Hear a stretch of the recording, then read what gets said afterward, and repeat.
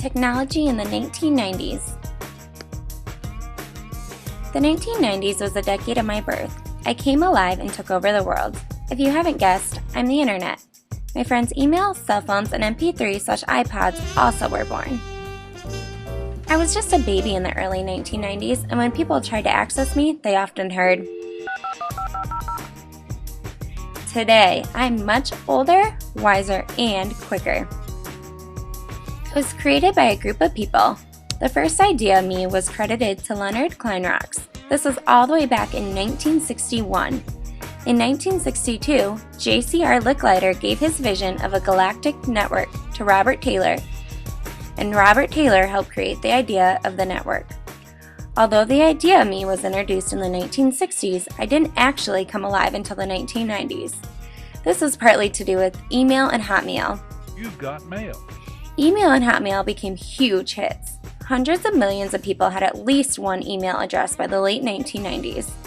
Many people today check their email at least 10 times a day. Many cell phones now have me on them so users can access email through their phones.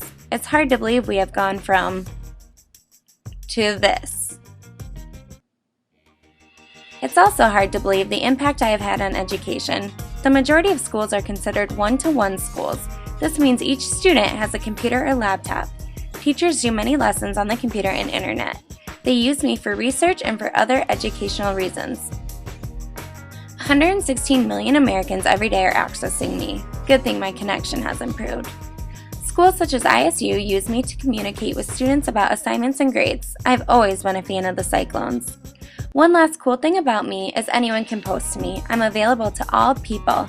In the early 1990s, most households didn't own a computer, but by the end of the decade, almost all households did. And today, I'm more popular than ever. Thanks for watching, and be grateful I've improved so you don't have to hear anymore. This podcast was brought to you by Hassman, Iowa State University. Thanks for watching.